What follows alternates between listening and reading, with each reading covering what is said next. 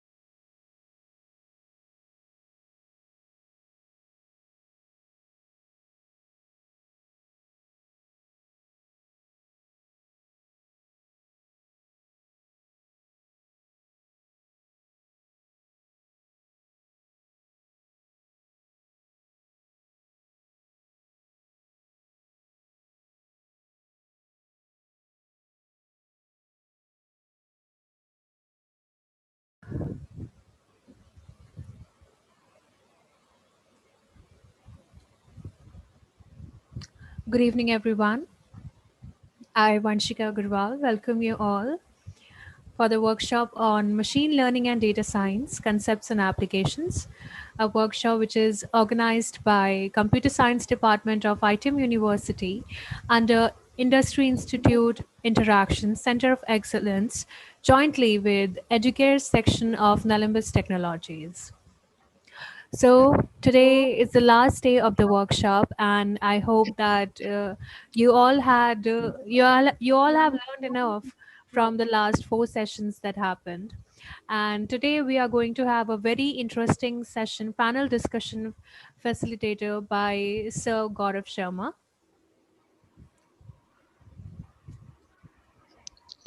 Yeah, thanks, Vanshika.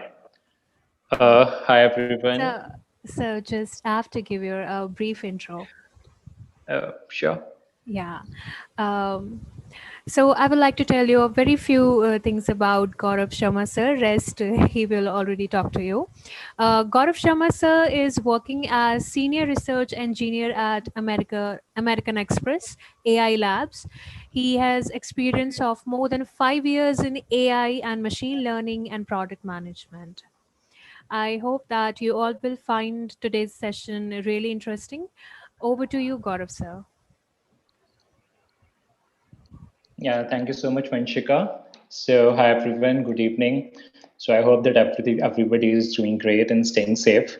So, my name is Gaurav. I'm working as a senior research engineer at American Express AI Labs, where I lead a team of bunch of research engineers working on some complex AI and ML problems. I've been with the company for close to 6 years now, and I worked on machine learning and AI stuff since day one. So before I start, I would like to thank Dr. Pallavi Khatri and the entire ITM MLDS team for providing me with such an opportunity to talk to few experts in data science domain and as well as the interactive audience such as yours.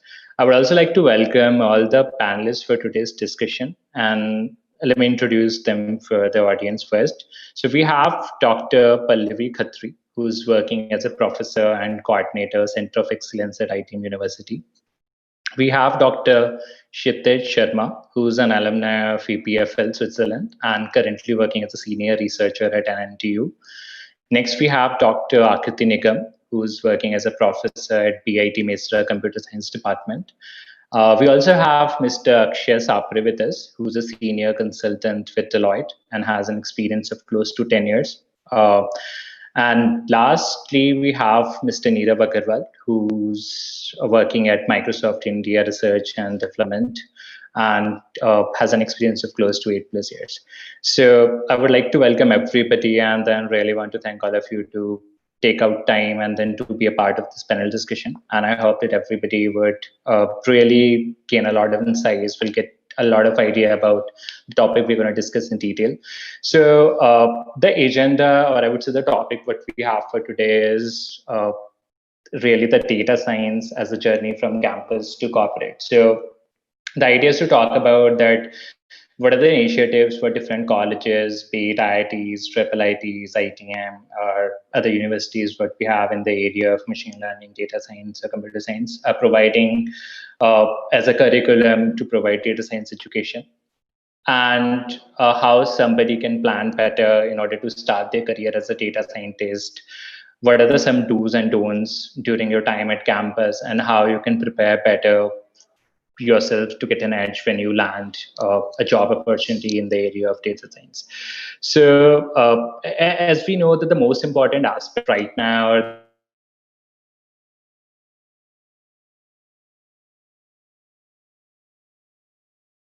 aspect as you are in college for the next big thing, what's going to be your role or your first job in data science domain. So with that, I would like to start this discussion asking a question to Dr. Pallavi Khatri, that as we know that you guys have set up a center of excellence for data science and computer science education at your college. So, what changes have institutional bodies like yours have made or are making to enable early adoption of machine learning and AI among college grades? And if I take an example of your college specifically, at what point of time did you guys decide that there has to be a center of excellence at your college, and then you should actually be providing education specific to data science and machine learning? And so, just want to hear from you that how did you get this idea, and then at what stage are you guys at today?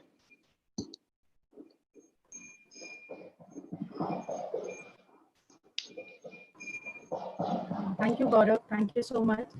It's a very interesting question that you have put forth. At what point actually we thought that we should go into establishing the center of excellences? Basically, we thought of doing it 2 years back.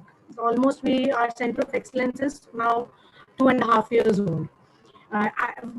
Officially established 2.5 years old, but the conceptualization of the center of excellence was approximately 4 to 5 years back, when we actually really wanted to establish a center of excellence, but we were not very clear about exactly which field should we choose in for center of excellence, what labs or what particular domain we should go in for. But certainly when this ML and artificial intelligence picked up somehow, when massive data started becoming, and then students came up with some projects maybe, and they became members of few society wherein they talked about AI and a lot of data analysis. And one of our students who was one of our experts, Mr. Mayank Jha. So talking to Mr. Mayank was the first thing almost 4 years back, when he came and talked about that I'm doing this, and I need this more training. I need some robust and strong computer machines where I can do my computations and all. So that point of time, I myself started taking interest and explored. And somehow, when discussed with the management, we thought that we should go in for establishing a center of excellence. And we initially opted only two, that is data science, machine learning, and cyber security. That was the second domain we were working with. And somehow cloud computing also came in, because data, when we talked about big data, so cloud was supposed to be there. So center of excellence, exactly, we are running three domains in that. That is, one is data science and ML, for which we are leading. The second is cyber forensics, and the third one is cloud computing. All relates to our data that is on cloud. That's how we went in, and now it is very smoothly running. It is in third year, and we are getting good response also. That's how we landed up in setting up. Oh, that's great to hear. So that's great to hear. And I'm so glad that colleges are now starting up with, I mean, such quality education was specific to data science or machine learning. I think that's going to be very useful, provide an edge to all the students who are taking up these courses. So the next thing what I wanted to ask you, Dr. Pallavi, is that this has been a big shift. I mean, coming up from those traditional curriculums set up by universities, wherein people were just focusing on, I mean, bunch of operating systems. I mean, the state of the art things which were there from decades, and now all of it together, making this big move towards data science education. So, I mean, if I just want to hear your thoughts on that, what were the challenges which you faced while making this shift from traditional courses to AI-centric curriculum? And was it an easy move, given that a lot of people are now aware that AI/ML is going to be the next big thing, and then given the I would say the trend they see in the industry, the kind of money people are making, of course, that's another thing what we cannot ignore at this point of time. Or was it challenging in a way that it was completely a new thing and there were so many unknowns for you guys to figure out before you started with such a big thing? And then what was your thinking while you were strategizing for the Center of Excellence? And then what were your thoughts that Harvard students would take it up, and how big or small you wanted to start with it? So just wanted to hear your thoughts. See, switching from a comfort zone is not always very easy. It was never very easy. So it was very tough, I tell you, because bringing in a team which actually relies on new experimentation was really tough. So initially changing the schemes, and then making syllabus of all the things, then tie-ups with maybe companies or something, wherein we can, because we were not well trained, to be frank. Initially when we started, majority of faculty were into conventional learning and teaching. So nobody was actually thinking of such a quick shift in this particular thing, because ML came very fast in the market. AI, ML, everything, data scientists, data analysis. So abruptly everything changed overnight. So it was really tough making people understand that this is for good, we should do it, and then further training faculty, and then making students understand, because even students were very much in their comfort zone, and they wanted to be with whatever was going on, because learning something new would put extra effort on them. So it was tough, definitely it was tough. Curriculum was changed, BOS meetings and lots of experts discussions, and then finalizing. Somebody said something, we had counterparties, even they said this is not correct. So it took time. So that is why we were delayed by something. But somehow I now feel that we have stabilized a lot. And hopefully with collaborations like what we are doing with industries right now. So Nelumbus is one of them with whom we have tied up for this particular course. And maybe we'll be taking help of industry, because see, I have to give industry a product ready to work on, right? Industry is That's true. spending time on training a student. Definitely industry is not interested in such guides. So we want that industry in collaboration with us. If they train student while they're studying, it will definitely help industry and academia both. So we are we are definitely extending our partnership with academia and industry both. So the product is ready. So that will benefit Yeah. our students, I think. No, I can imagine. I mean, this must have been a big thing for you guys to start it for, let's say, 1,500 odd students. Because I cannot even imagine how to put something to from a plan to an execution for such a big scale. But yeah, so the next question I wanted to ask Mr. Akshay is that, two biggest questions which come to everybody's mind is that what if somebody is not from, let's say, a computer science background and still want to make a career in data science? Or let's say Okay. somebody who is, let's say, who is irrespective of what stream he or she is, but if they don't get a first job or if they don't start their career with data science, so how easy it is or difficult it is for them to make a move towards the data science domain? I understand, and why I wanted to ask this question to you specifically is because I understand that you did not start with data science since day one of your job, but Yeah. you made this move, you landed in a So data science job, so just yeah. wanted to hear So from you. it. I think okay. So let me break this question into two parts. That is the non-CS guys. Okay. So as the technology is changing a lot, with we can say that 3 years back, I was just doing the virtualization was a big thing, and now the cloud is there, and which is a big shift. So my recommendation is that reading skills and having the attitude to learn uh, is one of the major aspects which students should have, and it help them in the longer run. And as technologies keep on changing, and if you see, it's nice to see here that the universities are taking the data science and machine learning in their graduations. People are learning about it. That's I'm not aware of. In my engineering days, I was not aware of there's something called machine learning is a decade back, but now the people are aware of it, and they are aware of that open source things, and which make them comfortable. Now coming to the question that okay, non-CS background, okay, there was for a single year they will be a little bit challenging for them, but during the start of the career you can make the changes. You can pick up the technology, and technology is always been changing. And from the service background, so I'm in consultancy, the more effort is given to the how much aware do you know the business out of it. So a Yeah. mechanical graduate knows more about the how the mechanical things, okay, where from where the sensors are getting the data, and he can relate more to that than a computer science person can get.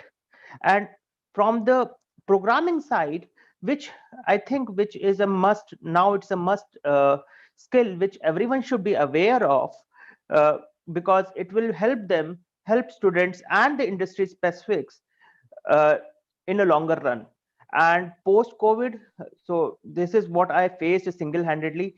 So the students which previously we used to sit with the guys, we used to make sure that okay, we are giving them 3 to 4 hours of guiding sessions. But post COVID, what happens is that uh, our times is like okay, giving a time, dedicated time means cutting out the productivity. So we want that the students who are or the programs such like this will be helpful for the students, so that they are more industry trained. Yeah. No, that's really true, and I think it's more of learning things, knowing it the right way, and then to make sure that you know the breadth of it, along with the depth of it. So, but I mean, what we have seen so far is that, I mean, people really see data science as a work stream wherein they need to know bunch of open source packages, and then they should just know how to build a model or how to just take up a data set, feed that into a black box model, just get the thing done, and then they get the output. So I wanted to ask Dr. Kshitij on the importance of learning the mathematics behind the state of the art. So, I mean, one of the misconception what we see that people believe that they can become a seasoned data scientist even if they don't know the maths or mathematical induction behind the state of the art machine learning technique. And then this is a common thing what I've also seen while interviewed few of the people that they were really good at coding. They would throw any problem at them, they would give you a solution. But if you would just ask them the science behind it, they won't really be comfortable with it. So, I mean, the question I wanted to ask Dr. Kshitij is that, I mean, how much focus or how much important is it for people to learn the mathematical induction behind all the machine learning techniques or things they're learning? I mean, what importance or what role does it play? I mean, as per you.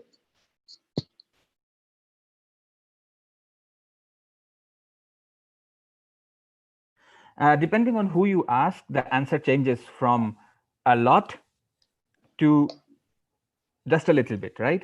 Like you yourself said that you're interviewing candidates and they are good programmers, but not good mathematicians, right?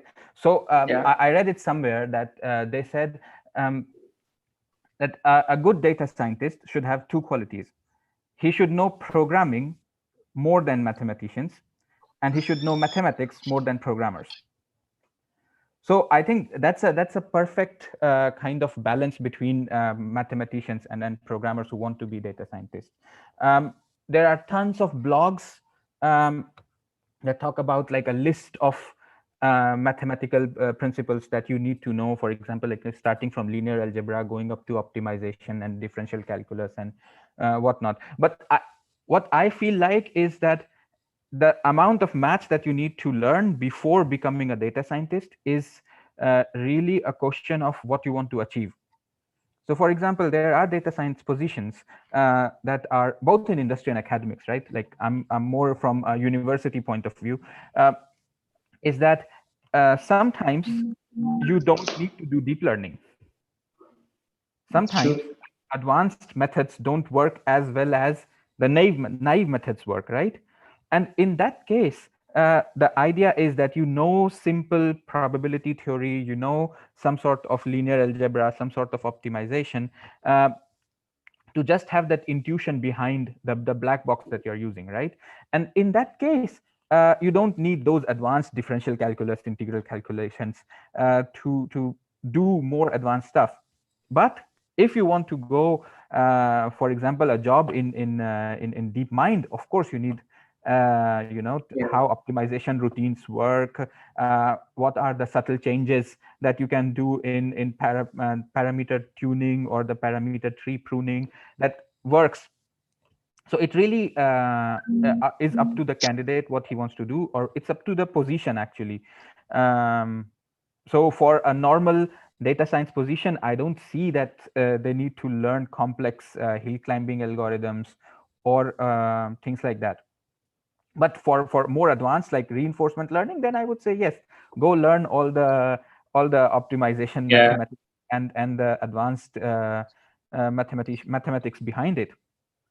But yeah, there are certain for example things that everybody should know, and that is mostly basic linear algebra, matrix algebra, and I don't know, basic probability, not basic, but some sort of advanced probability theory, and that's it.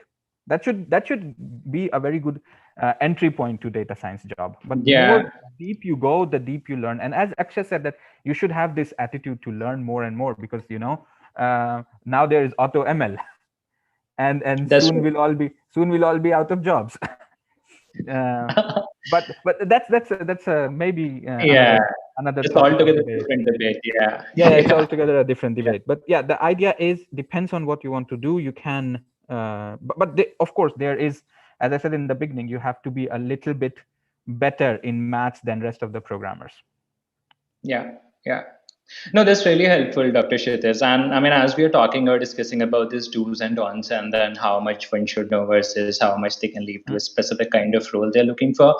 I mean, one more thing what I wanted to just get your thoughts are, I mean, let the audience know is that, I mean, we know that people are now crazy about AI. I mean, if you would just pick any computer science graduate, I mean, 70 or 80% chances are there that he or she would say that they want to make a career in data science.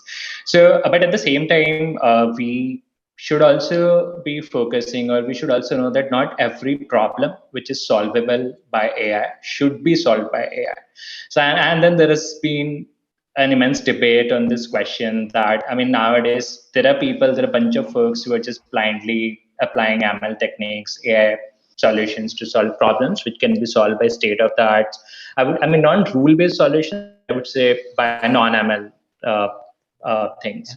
So, I mean, how can we make people understand, or what would be that one advice you would like to give people to understand that what problem require AI-based solution, and then what more can they do to understand the actual problem, and then to decide on the applications of AI versus non-AI or non-ML solutions? Yeah, just give me 1 second. I need to move uh, places because the room I booked is taken by someone else now. Everything. Yeah, just give me 1 second. Yeah, sure. No worries.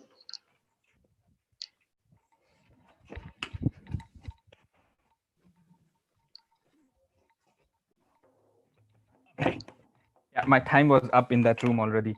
Okay. Yeah. So the idea is, wait, you said, yeah. Okay. So the question was that whether it is possible to solve all the problems with AI, or whether it is doable, or whether we should solve the problems that can be solved by AI or not. Yeah. Okay. Yeah, I mean, Sorry. it was more than that. I mean, though you can solve pretty much all the problems using AI, but I mean, as we know that it's not really wise for you to just blindly start applying AI to all the problems you want to solve.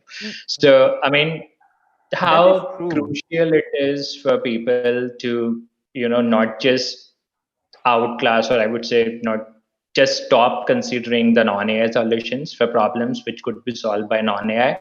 And I mean, what kind of examples or applications you think are still not solvable, or not at that level of accuracy solvable with AI, and then people should still be working with the older, or I would say traditional set of solutions for it? So the idea is, first of all, we shouldn't. It is my very personal opinion on this, that first of all, we shouldn't go just solving problems by AI, because the first thing that you need to take care of is accountability and ethics, and that is the most important thing that you should think of um, before starting to develop any AI solution. And why I say that, because, for example, there was the huge debate with these self-driving cars that Google is developing, right? That uh, who will be accountable? Let's say I'm in a self-driving car, and that car gets into an accident and somebody gets killed. Who will be accountable? And this is the biggest ethical debate that we are having in the field of AI, which is still not answered.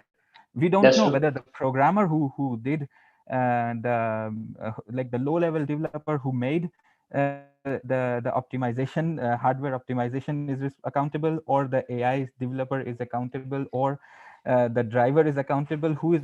So this is the one of the most burning debates already. So we shouldn't.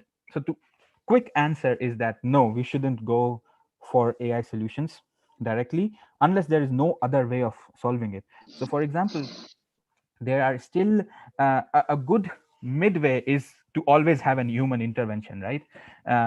Like for example, here in Norway, our robotics department is developing underwater robots, because of there are tons of oil pipes that needs Yeah. rectification, and they are not AI based. They are just pure machines that are remotely controlled by humans. Mhm. Another a very good example from the data science field is financial prediction. Most of the financial predictions are still based on traditional statistical theories. They do basic inferential statistics, maybe some sort of advanced temporal time series analysis, and they work very well. And that you don't have to go back and do reinforcement learning for everything. That's true. That's the first thing. Like, you should think of, as soon as you can start solving the ethical and accountability problems, then you should start developing AI. If you can't solve that, then stick to traditional methods. I know that's very well explained, Dr. Kshitiz. I mean, and I hope that audience would also find it very useful, and then they would actually be able to draw a line between when to use AI, when not to use AI, and then they would also be putting, or they'll start putting a lot more emphasis on that how to approach a problem when it comes to solving it through AI or some traditional method. So as we now know that what are things what people should learn if they want to make a career in data science, what are things to watch for, what are things which is specific to a career you want to have, whether you want to go into research or more, I would say, maths oriented kind of data science world, or you want to get into a world where you just want to write super efficient code, want to solve problems. So the next question I have is, and I want Dr. Akriti to answer this for me and for the audience, is that we're now seeing that a lot of people are taking up these machine learning or AI projects as part of their third year, fourth year, or campus programs.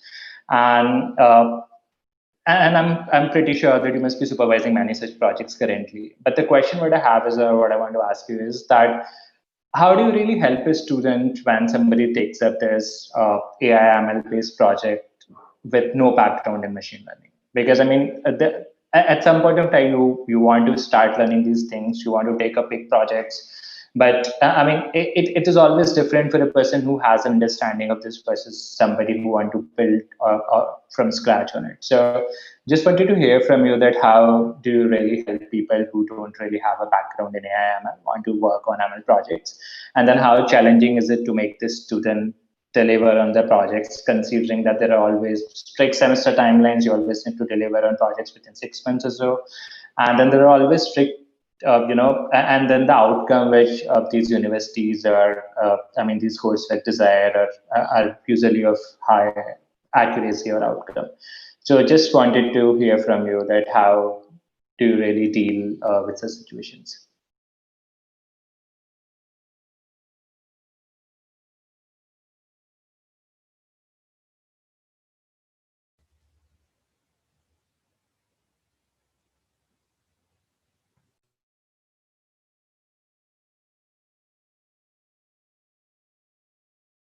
I think we so Dr. Akshay, I Yeah, think, yeah, good yeah. evening, everyone. Thanks for this question, Gaurav. Actually, it's a very pertinent issue which is faced by both the students as well as the supervisors. So, what we have done at BIT Misra is that we offer this machine learning as a course, which is a program elective to BTech fourth semester students. So, by the time they come to seventh semester, then they actually start their project work. So some have already taken that machine learning as a project, this elective, and there are some students who have not studied this subject. So whatever be the case, I usually suggest them a roadmap to this ML learning, and it simple steps. Just start with learning a programming language. That is what I essentially ask everyone, be it anyone, whichever programming language that you are comfortable with, at least have the basic skills sharpened, and then follow it by applying whatever knowledge that you have learned to some small dummy problems. Connect with people who have the same interests, join competitions like the ones on Kaggle, and then finally move on to solving a real life problem.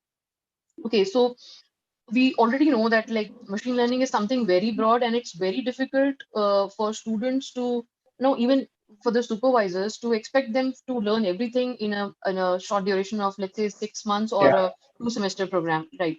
So like there's code, there's mathematics, there's statistics, probability, then there's data, there's algorithm, there's so much to learn and so much limited time. So but obviously in today's time there's no shortage of resources as well. So we cannot say that I mean where the student should get the content to learn from, we cannot say that. But sometimes what even I feel is that having too many options sometimes is actually similar to having no option. So what I Yeah. suggest my students is to set up a curriculum. First of all, spend 1 week time in making a rough plan of like whether to learn Python or to learn R. Let's start with the mathematics, or you want to start with the coding part, and then follow it. Like for example, one may decide that you want to learn to code first. So they should first think about like spending the next couple of months in just brushing up their programming skills.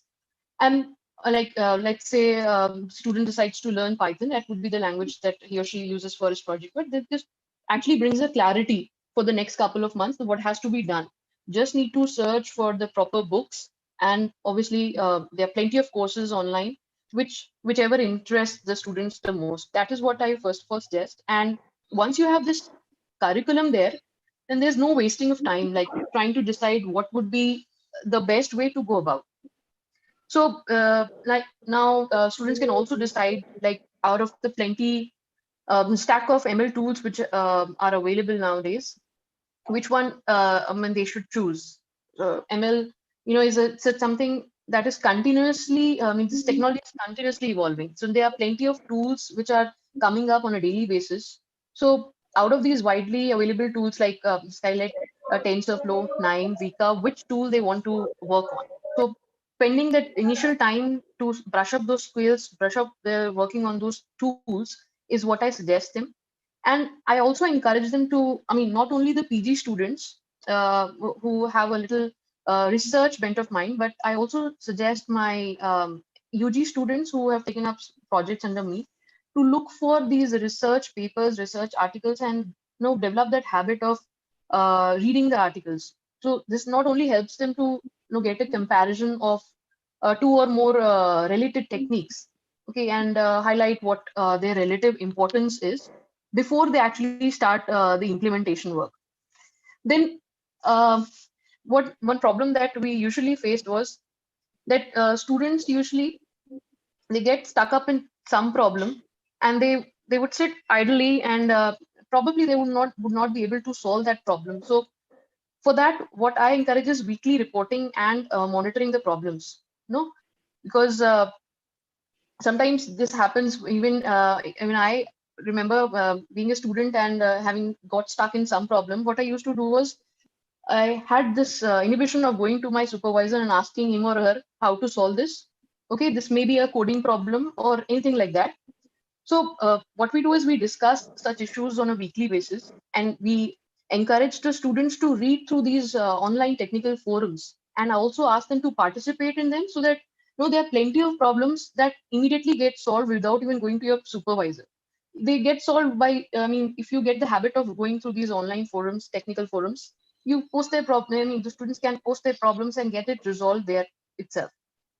So this is what I have been following with my students, and by far this process has worked pretty well for me and for my students. Therefore, I can happily cite that even the UG students who come for research projects, most of them have been able to communicate good quality research article by the end of their semester work, this semester project work. So even though it's not expected from UG students to, write an article by the end of their project works. At least in my institute, it's just a requirement for the PG students. But I mean, because they to get to know how to read an article and how to do literature survey, and how to first of all write their work in a proper technical language and a manner. So they are, I mean, pretty well able to complete their research article by the time they complete their project work also. So that is how it has been worked from me, and that's all I would like to say. Thank you. No, that's really a structured plan, Dr. Akriti, and I mean, no wonder that this has worked so well. So yeah, so thanks a lot. I mean, we have talked about these initiatives, what campuses, have started. We talked about things what people should focus on if they want to make themselves ready for data science roles, data science jobs.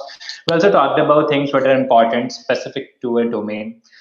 But the elephant in the room is still that there are a lot of things what one can do during their campus days, and there are a lot of things what wait for them when they join an organization or a corporate setup.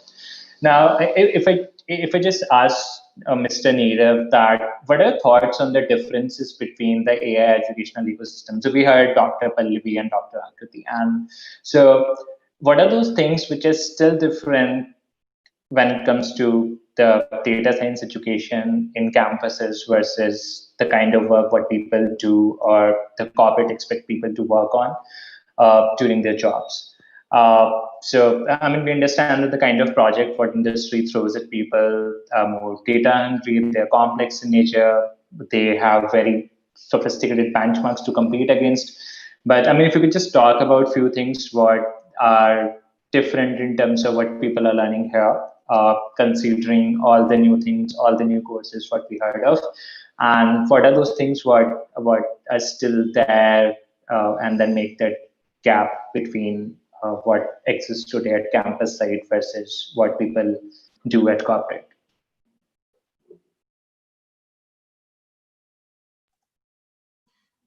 Yeah, so Gaurav, yes, that is a very nice question. And so definitely there is a great difference between the environment of campus and of corporate work culture. And yeah, there are n number of things. So I can discuss few of them. For example, the most important thing is the scope of the work. So the way we work in campus is just start by doing, just thinking, okay, let's do it, and we just do it. And the scope is not fixed. While in corporates, more than half time is spent in planning, thinking, and deciding what we have to do, how we have to do, and with whom we have to do, what is the time in it, etc. So that is a huge shift in work style between campus and office. Um, yeah, and other thing which I can think of is the scale. So the thing is that the data amount, the traffic amount, the performance requirement is not same as we have in the real world requirement. And this is really challenging to get that much traffic or the uh, uh, data amount in university projects. So yeah, that is other thing. And other things which I can think of is like facilities and benchmarking. Like the institutes are sometimes not able to provide the newest tech stacks to the students and the resources to the students. And if they are able to do it, they may not be having the very high um, or reliable benchmarks. And this problem is not with the willingness of the institutes, but fundamentally, this may be due to the exposure to the real world systems. Um, yeah, and there are a bunch other things like customer feedback. Uh, if we work in the corporates, we have to be very fast with the feedback of the customer, which is a very we can say million number of customers we can have while in at the college level. We may be having challenges in getting the feedbacks from every corner of the world, and and so there are other issues like timelines. So by timelines, I mean that in colleges, there can be different scenarios of deciding what should be the timelines of completing some projects, while in corporates it can be different. So it may be different because the purposes are different. In college, we have purpose of learning, and in institute, in the corporates, we have purpose of actually delivering it to the customers. So what I mean is, in colleges, we may be more interested in studying and reading, and in corporates, we may be interested in applying. So those are few of the things, yeah, which I can think of. Yeah. Yeah, no, I couldn't agree more, Neerav. So this is exactly the gist of it. So, and I think the data science role in a corporate is like 30-40% of building models. So what we do in college, I mean, we just pick up a data set. Since day one, we start working on building up a model, deciding on a technique. it's more of understanding the requirements, getting a lot of alignments, getting the data ready, make sure that you understand the problem, and then start building on it. So yeah, I mean, it's very well said. I mean, as you rightly mentioned, that it's a lot more thing rather than just building a model or focusing on the core data science aspect of it. So let me take a full circle here and ask a question to Dr. Pallavi again. So Dr. Pallavi, we talked about the challenges you face while running this COE in your center of excellence in your campus, and situations like this pandemic also, makes it more difficult to make sure that you're ensuring, or you're delivering the kind of education you wanted to deliver on. You have people learning the right stuff, and then whatsoever you decided as a curriculum, you make sure that you finish that on time. So, I mean, in such situations, how handy or useful does it become, or you think it is, to have a collaboration with education providers or to have expert sessions uh, organized for students? And then, do you have any plans for future to scale up such initiatives, or to make sure that, I mean, people not only hear from the teachers, the faculty, or whatever resources you have available as center of excellence, but also hear from experts, or if they want to get details or information on something specific. So just wanted to hear your thoughts that how does the road look ahead for the COE? I see, Gaurav, when we started with our Center of Excellence, so initially, as I said, we had less resources in terms of trained faculty, and definitely even the labs. Now we are using some open sources for this, and we were looking for somebody who can actually um, basically take our hand, like can catch hold of our hand and take us to this journey, right? So this was to our rescue. Nelumbus came, and I'm very thankful to the team of Nelumbus, who took a lot of efforts and pain, rather, I must say, because during this pandemic, when it is offline class, it is very easy to go in a class and conduct the sessions. But in online mode, scheduling of the classes, then aligning the trainers and the trainees was definitely very, very difficult. So I appreciate my team at my end of Center of Excellence here, and the team of Nelumbus, who took a lot of pain so that none of our trainings were actually missed. Rather, if I talk of feedback from my students, they enjoyed it a lot, and very satisfying training sessions we had. And I don't think, because of any reasons, as you talked about that during this pandemic, if something was hampered, so because of no reason, our studies or our trainings were hampered. And I'm looking forward again further for going into more such collaborations with Nilumbus technology. And I really appreciate the task force of Nilumbus, who is taking so much of pain and conducting these trainings and further such workshops for our students, right? And definitely we'll be going for some more tie-ups with some other companies too. That's our Yeah. future plan. No, that sounds like a plan. I think students of your college would also be feeling quite happy that you have a solid plan in place, and then they would be gaining a lot from it. So I think we've got some questions on the YouTube live. So let me just read them up, and then I would request any of the panelists to take those questions. I mean, if you think that that is not answered already as part of the discussion. So the first question we have is from Rohit.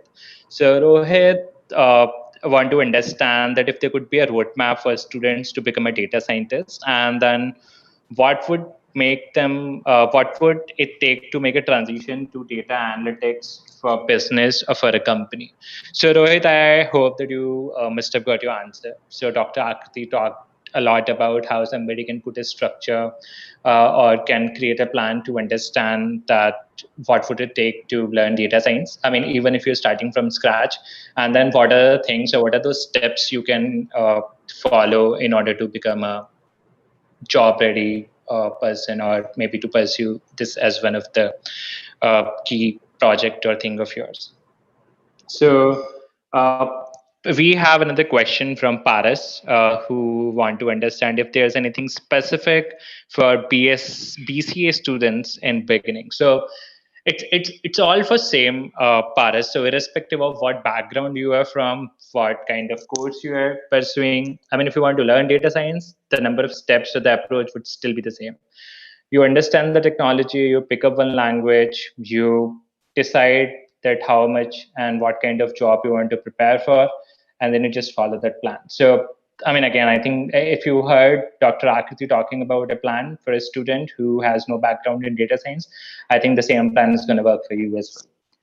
So talking about few more questions. So we have, is it a better system? Is it better for system architecture profile? How to join data science companies? I'm also BCA beginner. I think we have answered these questions already. So we have a question from Yet. So Yet is asking that he's from ITM University. Why domain knowledge is so important as a data scientist? Some people say you can know data science concept, but if you don't know the domain, it will be difficult to accomplish your work. And what are the important domains that we should know as data scientists or machine learning jobs? So, I mean, I think we've already answered this question partially, but yeah, I mean, just wanted to request any of the panelists to take this up and then just to talk about this. So, I mean, the question is more around that why domain specific knowledge is so important for somebody to be a successful data scientist.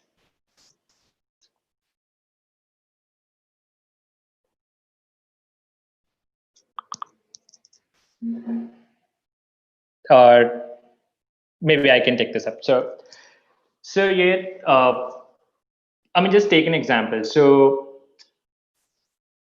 there's a difference when you are a good coder and a good data scientist. I mean, as explained by Dr. Kshitij. So, I mean, why domain knowledge is important. So, I mean, whenever you approach a problem, there are two parts to it. One is that how you can solve it, and second, how you can implement it. Now, if you won't have a domain knowledge, and if you're a good coder, I assume, you would still be able to figure out the part that how exactly you can implement once you have a solution. I mean, how, let's say in Python or in R or whatsoever language you're comfortable in, you can actually write the code to solve a problem. But for that, in order to come with the concept of that solution, or in order to conceptualize the solution which would solve the problem you're working on, you need to have the domain knowledge. So for example, if I just make an example of, let's say you want to solve a classic prediction problem, wherein you want to predict the market price or the share price for a particular stock for, let's say, 5 years down the line. Now, I mean, if I would just tell you that import these packages, do that, take some data from here, do some kind of data analysis, get these stats, and then just create a model. And then these are the packages, that's how you can write a Python sequence, you would definitely be able to do it. But in order to figure out whether to use a regression model or a time series, or whether to take a decision tree approach or set up a deep neural net or a normal neural network, you need to understand the very basic of data science.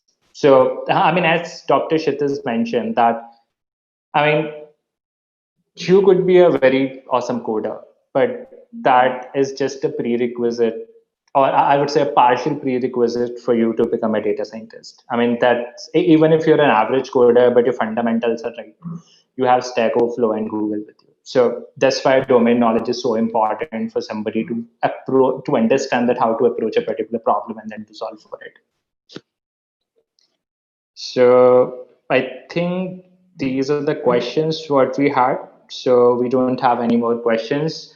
So I think we are on time. So I would like to thank every single one of the participant, all the panelists we have, to share their insight, to share their views, how somebody can plan a journey from campus to corporate, what are the things they need to focus on, what are the things they should keep in mind, and then what are the things what they need to approach in a little better way.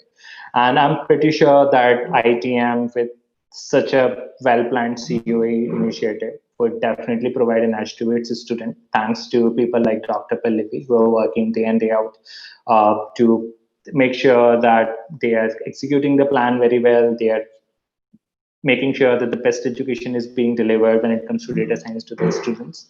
So with that, I would like to close the session. And I really want to thank everybody one more time for joining in and then to spend some time with us. So thanks a lot. We'll close it now. Thank you, sir. Thank you so much. I request Pallavi ma'am for the vote of thanks. Thank you, Vanshika.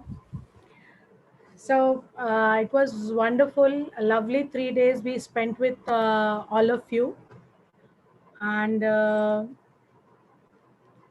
as all good things should come to an end, this 3 days workshop on machine learning and data science also comes to the concluding part of it.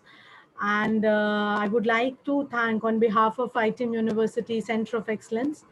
I take this opportunity to thank all my guest speakers, Dr. Kshitij Sharma, Mr. Mayank Jha, Dr. Pallavi, Mr. Sumit Srivastav, and our panel discussion facilitator, Mr. Gaurav Sharma. Thank you so much, each one of you. From deepest of my heart, I thank each one of you that you took time for this wonderful sessions that you have created for us. And all the panelists who were there, who took time from their busy schedules for today's panel discussion, Mr. Akshay, Dr. Akriti, Mr. Neerav, Mr. Arush, Mr. Shivam. I would like to thank each one of you. And I hope that participants are benefited by these discussions that we had. Right. And this workshop would not have been possible without the efforts of Nelumbus Technology, definitely, and their team, and to whom I'm really thankful and looking forward for more such conductions with them in future.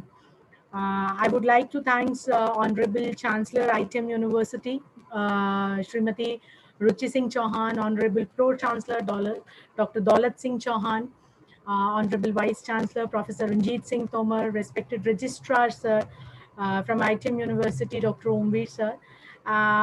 They keep us motivating. Their continuous motivation and support actually helps us conduct such events for our students. I would also extend my thanks to my public relations department and design cell for their continuous support in publicizing the event and designing the complete event for us. Last but not the least, Ms. Vanshika for smooth conduction of the program, and all others probably whom I cannot name here, basically who directly or indirectly made this workshop a success. And ultimately you wonderful guys who joined the workshop for all the 3 days. Wishing you all the very best, and thank you for being a part of this. We'll see you in near future, and thank you so much. Okay, thank you. Thank you, Vanshika. Over to you. Thank you. Thank you so much, ma'am. It was lovely to hear you.